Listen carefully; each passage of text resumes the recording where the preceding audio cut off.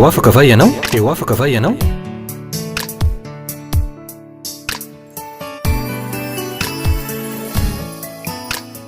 fandarany iarana fiangonana refi androndra kely eny ary tompoko dia mbola manatitra ny arahaba ho antsika tsiraray avy izay manaraka indray ty fandaran'ity ny tenako am'izao maraina izao. Mirary ihany koa ny fitahin'Andriamanitra ho anao androany satria matoa isika mbola tojo ny fandarana tahaka izao dia fitahin'Andriamanitra, fahasoavana avy amin'Andriamanitra ary mbola famindram-pony amintsika matoa mbola toy izao isika. Tena isaorana an'Andriamanitra lehibe tokoa ny fahasoavany, ny fitahiny mba amin'ny famindram-pony zay arotsany amintsika isan'andro. Ka ankehitriny aza mialohan'ny tena ahafahantsika indray manaraka ny fandaharana dia andesika aloha hivavaka amin'izao fotoana izao. Raha mety aminao dia ondreny lohanao dia akipino masonao hivavaka isika ametraka ny fotoanantsika eo am-pelantanan'Andriamanitra. Ry Tompoandriamanitra rainay tsara indrindra izay any an-danitro, rainay amin'ny anaran'i Jesosy Kristy ianao. Misaotra anao indray izay Andriamanitra fa mbola nomenao tombonandro havelomana, nomenao tanjaka sy hery ary fahasalamana, ary mbola nomenao ihany koa ty fandarana ity zay ahafahanay mahafantatra ny amin'ny sitraponao, ahalalana ihany koa ny tokony atao manoloana zao fiainana mandalo eto ambonin'ny tany izao. Misaotra ry Andriamanitra rainay eo satria mino izahay fa efa voatama izao fotoana izao ary ny tsiraray avy ihany koa zay manaraka ty fandaran'ity Andriamanitra dia ampianarino sitraponao izahay mba tena andraisany fahasoavana manoloana ny fiarahanay amin'Andriamanitra. Jesosy eo, ianao no mitany fotoana ary atolotra ambany fitarian'ny fanamasina ihany koa ny teny rehetra zay ao ambary eto amin'ny toeran'ity androany. Fanamasina ne ametraka ny teny ary ihany koa anendro ny vavan'ny mpanompony amin'ny anaran'i Jesosy Kristy. Misaotra Andriamanitro. Amen. Eny ary tompoko, raha nanaraka tsara ny fandaharana zay nataoko farany teto amin'ity fahitalavitra ity ianao zay niarahantsika teto tamin'izany fotoana izany, dia mbola toy amin'ny fandarana io any no tohizitsika anio. Raha somary ovitiniko ny zavatra nianarantsika sy narahantsika de hoe misy zavatra maro tena mifamafao ny fiainan'ny olona, de hoy tamin'izany fotoana izany hoe betsaka ny olona miaina ao anatin'ny fiainana tena mampahory, fiainana feno fijaliana, ary maro ary ny olona no miteny mihitsiny hoe tena ratsy ny fiainako. Raha eto amin'ity tany ity angambany dia izano miaina amin'ny fiainana tena mangidy sy ratsy indrindra. Dia miaraka nanaraka tetrika manao hoe afaka mbola hovain'Andriamanitra ho fiainana tena tsara sy mahafinaritra ny fiainana zay neverina fa tahaka ny hoe ratsy sy tsy mety toy izany. Mbola afaka tena manova ny fiainana zay tao anaty fahoriana, tao anaty fijaliana, tao anatin'ny fahagoviana tanteraka sy ny fahadisom-panantenana io Andriamanitra io, mba ho tonga fiainana tsara, ho tonga fiainana mamy ary ho tonga fiainana ihany koa tena afaka mba ampifaly indray. Hoy tamin'ny herinan'io satria tamin'izany fotoana izany sika dia nianatra ny tantara anankiray izao novakitsika tao amin'ny bokin'ny Mpanjaka faharoa, toko faharoa manomboka tamin'ny 9:20. Ny tantaran'ny olona tao amin'ny tanàna io dia ambaran'ny Baiboly hoe tsara le tanàna Jeriko, mahafinaritra ny tanàna, fa saingy izao kosany ratsy ny rano ary vokatry ny faratsian'ny rano dia tsy mahavanimboly ny olona. Tsy vitan'izany fa tsy mahavananaka, tsy mety daholo ny zavatra ataon'ny olona vokatra zany de ratsy ny vokatra, ratsy ny fiainana tao, tsy nahitany mamy mihitsy ny olona fa tena nitaraina ary niaritra fahoriana tanteraka nandritry ny andro maro, nandritry ny fotoana naharitra. Mino aho fa tao anatin'izany fotoana izany dia nitady hevitra, nitady fomba, nikaroka zay azo atao ny olona sy ny mpitantana sy ny lehibe tao amin'ny tanàna io hoe ahoana ny tokony atao satria ny ratsy ny vokatra azo, ny antotongana ny fiainan'ny olona, tsy netsy zavatra natao, tsy navanon-javatra ny olona, tsy navanim-boly sady tsy navanon-nanaka. Ndray andro dia tapa-kevitra ny olona fa ny mitodika sy ny manatona lehilahin'Andriamanitra zay manana ny tanan'Andriamanitra sy ny heriny no vaolana manoloana zao tranga misy ao amin'ny tanàna izao. Dia zao voalazan'ny Baiboly hoe niazakazaka nitaraina tamin'ny Elisa mpanompon'Andriamanitra ny olona de nitantara ny olana sy ny zavatraritra izay miainany izy ireo. Tao anatin'izany dia ozy ny tenin'Andriamanitra hoe niazakazaka Elisa na de tany amin'ny fiandohan'ny rano ka niteny tamin'ny olona hoe eto aty amiko ny levi vaovao misy sira ao anatiny ary nalefa ny tao amin'ny fiandohan'ny rano izany. De ozy ny tenin'Andriamanitra hoe dia natsara n'ilay rano Andriamanitra, zany hoe le rano ratsy teo aloha, lay rano le nitondra fahoriana tsy vavanona fahafatesana teo aloha, rehefa nataony Elisa izay dingana izay, rehefa notanterahany Elisa izay dingana ka nakatony tenin'ny Elisa ny vahoaka, de isaorana an'Andriamanitra tokoa fa niovo tonga tsara, tsisy fahafatesana fa lasa nisy fahavelomany indray tao amin'ny tanànany Jeriko tamin'ny fotoana io izany. Tena misy antony anefa ny havana, ny antony natonga io fitrangan-javatra io de nisy fiandohany, tsy tongatonga ho azy la hoe faratsian'ny rano, tsy tongatonga ho azy la hoe tsy fahavanonana na le fahafatesana, matekaranana, mandamoka sy faravana tao, tsy hoe nisehoseho azy io fa nisy antony niaviny tao, nisy fototra natongavany tao, nisy anko tena hoe natongavan'io fahafatesana tsy fahavanonana io tao. De tsy inona izany fa ny antony voalohany da ile ozona zay nitonononay le lampitarika ny Israely nandimby any Mosesy de tsy iza izany fa Josoa. Any amin'ny Josoa toko fahenina andimy fahenina amby roapolo dia nilaza ny tenin'Andriamanitra hoe nilaza fanozona ny Josoa tamin'izany fotoana izany fa na iza manorina na manangana ny Jeriko io dia ny ainy lamatoany no saziny anangana na anorenana ny vavady, ary ny ainy ny faralahany ankoa no saziny ananganana ny fanambany. Inona tokoa izy ianao zavatra nitranga? Raha ny voalazan'ny tenin'Andriamanitra dia nandeha tokoa ny fotoana, nandeha ny fotoana, fa raha reo mpandinika de mafantatra hoe efa taonjato maromaro taty aoriana zay nanonona ny Josoa ty ozony ny fahafatesana, zany hoe ny ozona ny tononony Josoa nambarany Josoa tao amin'ny tanàna io zany de hoe isy fahafatesana hitranga sy iseho eo amin'ny fiainan'ny olona izay manorina na manangana hitanàna Jeriko ity. Ary tsy vita zany ihany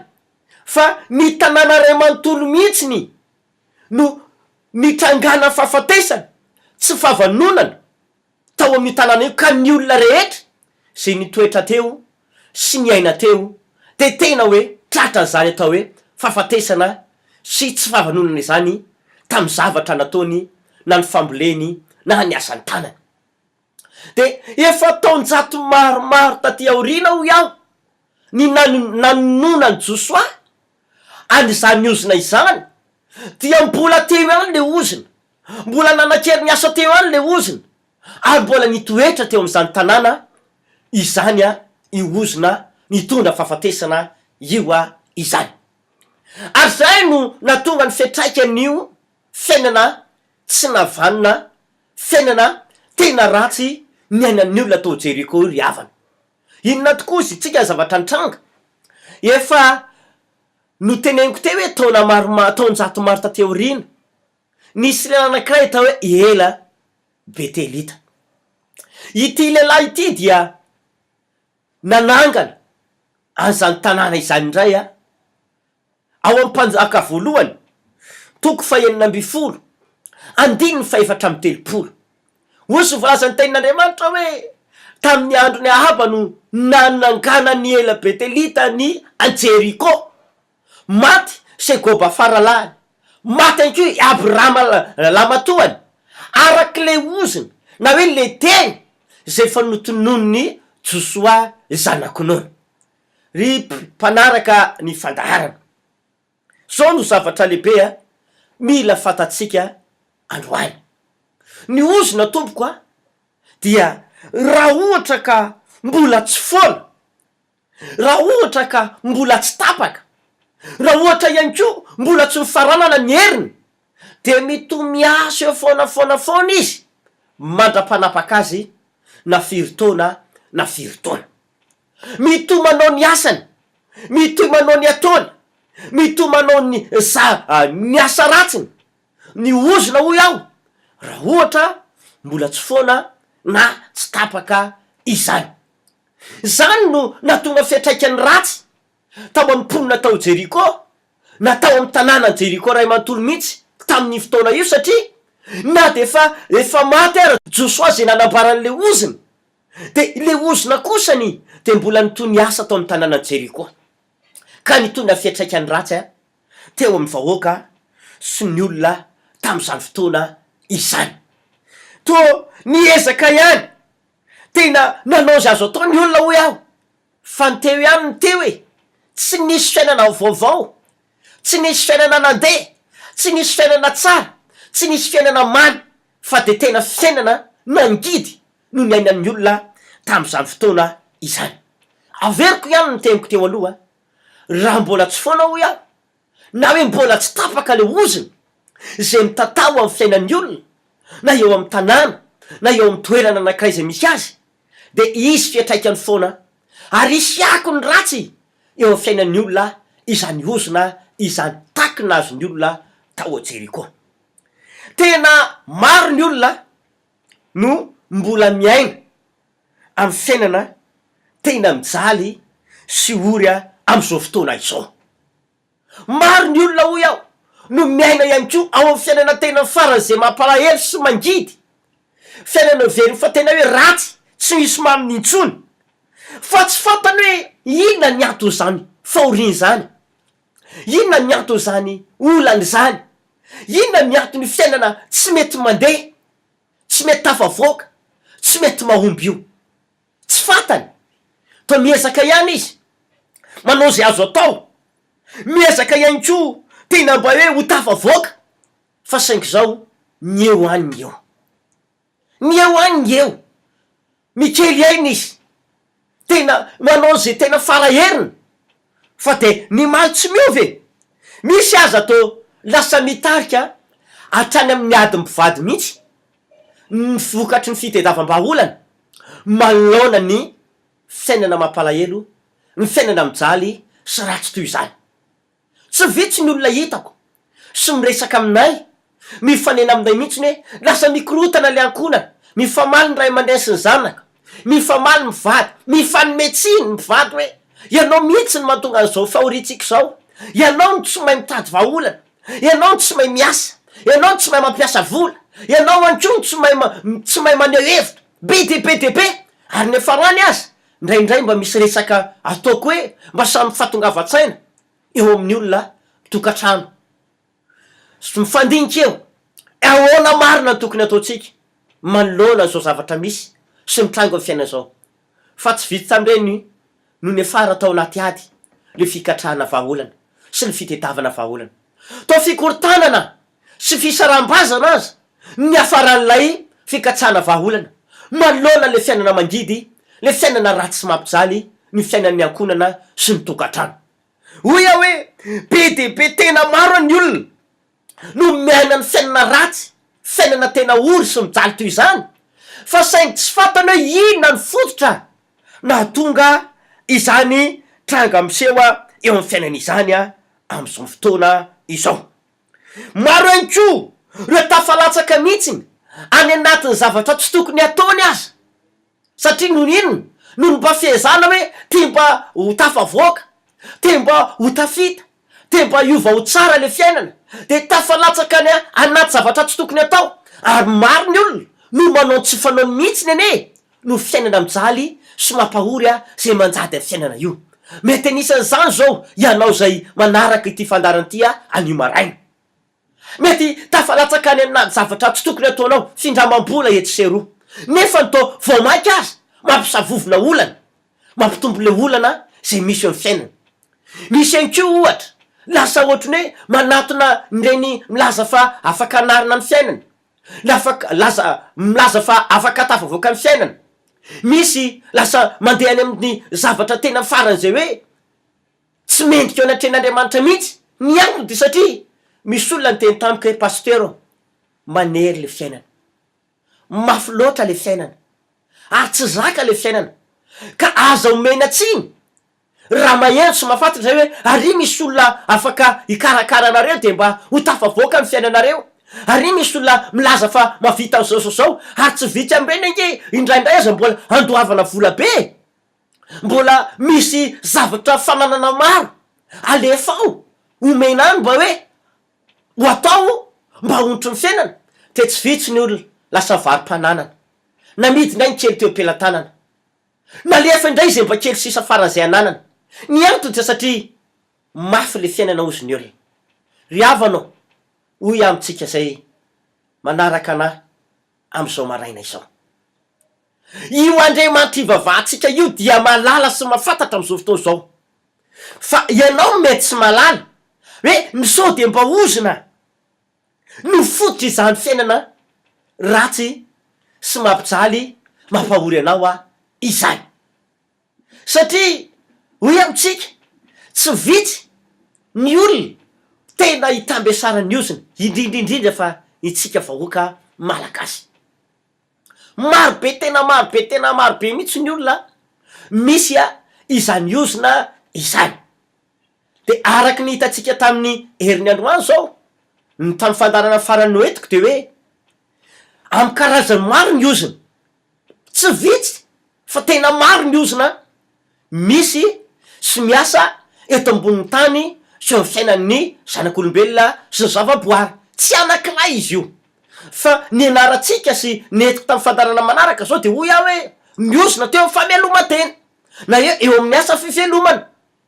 Ka io ny olona misy ny asa misy ny ozina mitatao eo amin'ny asa fivelomana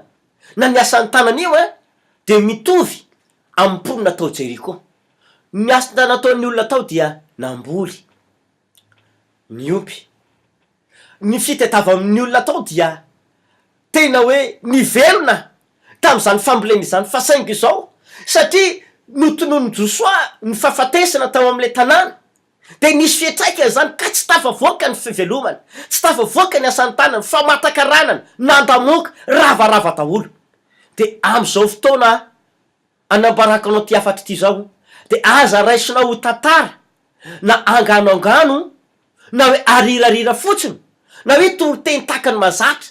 izao afatra hoentiko aminao androany izao. Fa raiso hoe fitiavan'Andriamanitra anao, raiso vahaolana avy any an-danitra mirotsaka ao anao mba hanovan'Andriamanitra io tantara zay mampalahelo mba ho tonga fiainana tsara sy mahafinaritra indray io tantaranao io. Raiso any ko hoe mbola vahaolana omen'Andriamanitra anao am'izeny anao izao afatra hoentiko androany izao. Tsy vitsy ny olona ry havana misonjona ny fivelomana sy ny fameloma-tena. Netiko tamin'ny fandarana manaraka izany, zay ataony tsisy mety, mandamoka, matekaranana, mety mianatra be ihany keo izy fa tsy mety tafita amin'ny asa, tsy mety mahazo asa mihitsy, na hoe raha miasa izy de tsy mety mahazo asa fixe. Zay ny alalanao fa misonjona ny fameloma-tenanao. Na ihany ko ohatra ny voaka lava amin'ny asany izy fa tsy mety tamana amin'ny asa ray.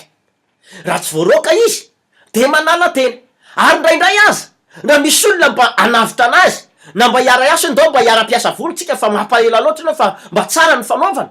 fa no ity olony ity na lehilahy io na vehivavy zay misy an'le ozona ao fivelomana amin'ny fameloma-tena de miaraka ho rava, hiaraka ho potika, hiaraka ho raraka zany olo zany na de naomby sy tafavoaka ary le olona anankiray teo aloha zay mba mikasa lavitra azy. Misy ihany koa de mivarotra izy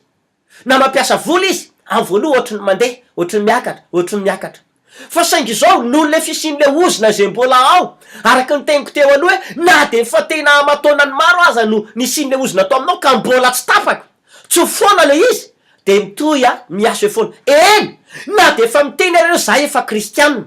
efa piro manana an Jesosy tsara be ny inonao fa kristianina ianao efa manana an Jesosy ianao efa piro ianao efa olona zanak'Andriamanitra tsara ny inonao fa zao ny fanontena petrako tompoko zanak'Andriamanitra ianao raha tena zanak'Andriamanitra ny olona de natao tahina ny asan'ny tanany natao isy fitahina zay rehetra ataon'ny tanany ohatra am'izao zao lehilahy anankiray atao Isaka any amin'ny bokin'ny Genesis 2:12 de ambarany tenin'Andriamanitra fa nisy mosary mafy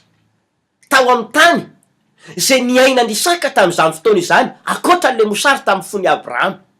Mafy tena mafy ny mosary tamin'ny fotoana io, maina ny tany tsy nisy ranonana ny latsaka vokatr'izany nenjaly daholo ny olona de amparany baiboly fa ny vahiny tany amin'ny tany anankiray tany amin'ny tany Gerara ity lehilahy atao hoe Isaka ity de 12 amin'ny Genesis 4:20 de mampianatra hoe dia namafy tam'izany tany izany Isaka de notahin'Andriamanitra be mihitsy izy tamin'ny fotoana io dia namoavy zato eny izay nafafiny ary nambinin'Andriamanitra de nandroso ny tombo izy ambara-patongany ho mpanjaty be indrindra. Zany hoe nilazana ny olona tena faran'izay manan-karena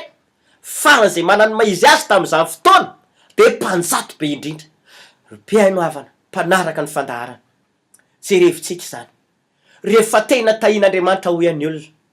rehefa zanak'Andriamanitra ka ambany fitahinany olona de zay ataon'ny tanany de tahina ambinina mitombo sy mandroso ary tena misandratra foana. Fa misy karazan'olona na de fa mpivavaka amatonany maro ary mba saintsaina ane hoe ianao koa fe ianao tena mpivavaka, ianao tena olon'Andriamanitra, ianao tena onompan'Andriamanitra de mba ray vonona tokoa ry havana hoe de nahoana loatra re no tsy mety mahomby zay ataonao, tsy mety mahazo asa anao fa voilikilika foana ohatrany hoe mba mianatra be manana diplôma maro anao fa tsy mety manana asa tena raikitra, tsy mety manana asa tena tafavoaka ka androany de ho amafisiko aza ilay efa netiko tamin'ny fandarana manaraka ahoana ny tokony ataonao. Voalohany indrindra tsy maintsy aloha resy lahatra ianao fa tena misy le ozana, tsy maintsy resy lahatra ianao. Faharoa tsy maintsy mino ianao fa Jesosy tompo de niantona teo amin'ny azo fijaliana mba hitondra ny ozona zay misy hoe fiainantsika zanak'olombelona araky voalazany bokin'ny Galatiana hoe voaozona izay rehetrarehetra miantona amin'ny azo ary ampandroso tanteraka napaka sy anjaka am-ponao Jesosy androany. Ary fahatelo tena lehibe indrindra de hoy aho hoe tsy maintsy foanana sy tapahana hiala eo amin'ny fivelomanao sy ny fiainanao sy ny asan'ny tananao izany ozona izany taka an'izay nataony Elisa tamin'ny mponina tao Jeriko. Tsy maintsy tapahana le ozona fa raha mbola eo de ny maro tsy miova ny fiainanao ary ny ampatahotra sy ampalahelo ary tompoko miala tsiny aho fa arakaraky ny andehanan'ny fotoana de mety ratsy etotongana ho any faravana sy fampitehana le fiainanao. Mety nanana fiainana mamy ianao io teo aloha, mba nanana fiainana tena tsara sy tonga lafatra angambany am'izao fotoana zao ianao tena raraka potika tanteraka ave mbola tsy tara ianao fa mbola tojo anao zo afatra rao na de fantenin'Andriamanitra satria te hanasitrana anao sy ny fiainanao sy ny asan'ny tananao izy. No izany indrindrany tapony hevitra ao androany tena aoka hanana fandresen-dahatra ao anatinao ianao hoe tsy maintsy tapana zany ozony io, tsy maintsy foanana tanteraka hiala amin'ny fiainako zany ozony io fa tsy angano zany fa maro tena maro mba tsy lazako isa de afa maro be raha ny olona niona taminay na teto antoerana na avany ivelany miantso anay tena hoe niaina tam'izany ozona izany ny fiainany nandritry ny fotoana maro ary ozona io de efa misy mihitsy lovaina tany amy ray aman-dreny tany amy rainy tany amy reniny ary mbola mitota ty am'le taranaka fa isaorana n'Andriamanitra fa ny akamaroany olony reny rehefa tena nanomboka resy lahatra hoe Jesosy Kristy le mato aty amin'ny hazo fijaliana de nanaiky nitondra ny ozoko ka rehefa nitapahana ny ozona de fona tanteraka izany tahakany hoe nokampoana Jesosy rehefa nokampoana izy de ambarany Petera fa voalohany de mampianatra hoe diakapoka tamy Jesosy de fanasitranana ny olona ka rehefa mino ny olona fa nikapohana Jesosy raha marary izy ka ataony vavaka ho amin'ny marary de sitrany izy rehefa mino ny olona fa nokampohana Jesosy de ataony fametrahan-tanana ho amin'ny marary de sitrany anay marary fa rehefa tsy mino ny olona fa mienahena fotsiny hoe efa nikapohana Jesosy fa na manay-taina sy marary ary ahako de raisy kotsy ny fanasitranana raha tsy atao vavaka ho amin'ny marary raha tsy atao fametrahan-tanana tompoko de tsy misy ny fanasitranana ho azo de tahaka zany any ko raha tsy tapahana ny ozona efa niantona Jesosy teo amin'ny azo fa raha tsy foanana le ozona de ny maro tsy miova ny fiainan'ny olona fa eo foana le ozona etoy anao ny asa ratsiny ka izay dingany izay no tsy maintsy ataonao mila resy lahatra ianao aloha fa misy le ozona ho ao ary mila mino ianao fa Jesosy niantony azo fijaliana ary tsy maintsy mandray azy sy manaiky azy tompomonjy ny fiainanao ianao ary tapahana sy foanana amin'ny anaran'i Jesosy Kristy izany ozona izany faraparanako izay afatra indroa taona netiko izay mino aho fa matoa Andriamanitra nitondra zany afatra zany de ho afaky ianao iova ny tantaram-piainanao ka ny filazana de toy izao izay fiangonana re fiandrona kely de manatanteraka fotoam-bavaka isaky ny talata alakamisy samy manomboka amin'ny ray ora sasany misy fampianarana tenin'Andriamanitra ao fa arahana fanafana isaky ny fotoana izany fotoana izany asaiko anao manokana mba ho avy ary manatona nay mpanompon'Andriamanitra iny ko fa vonona hivavaka ao anao izahay akoatran'izany ny alahady any ko nefany de misy ny fotoam-bavaka amy fitsasany amy folo ora ary amy ray ora sasany ny tolakandro raha te iona aminay manokana mihitsy no ary tena tsara raha mety aminao de antsoy zay an-telefona de iona mivatana aminao zay mba afanay tena manapaka sy manafoana izany ozony zany eo amy fiainanao taka nataon'ny mponina tao Jeriko nanatona ny lehilahin'Andriamanitra de ivavaka ao anao zahay fa zay mino fa tena miasa Jesosy ary manapaka ny ozona eo amy fiainan'ny olona ka numéro telefona ifandraisanay aminao de 032 04 632 60 032 04 632 60 na 034 13 707 59 034 13 707 59 pasteur Rakotonjanahary Saint-Claude ka ivavaka ao anao ary am'izao famaranana fotoana izao apetrao amin'ny fonao ny tananao raha afaka mandohalika ianao dia mandoly fa ivavaka isika raha eo misaotranao amin'ny anaran'i Jesosy aminy amin'ny fampianarana zay nampitorainao androany mamindraha fo am'ireo mpanaraka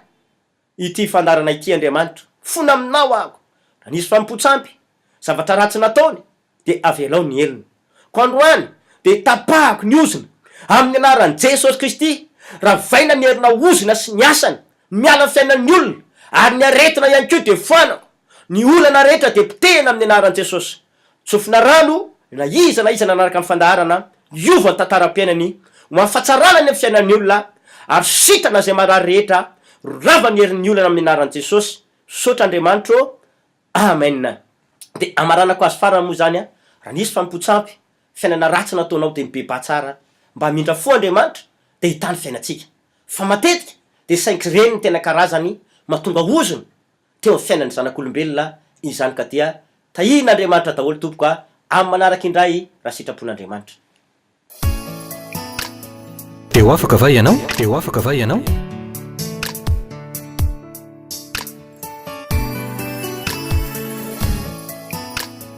Fandaharana iarana fiangonana Refi androndra kely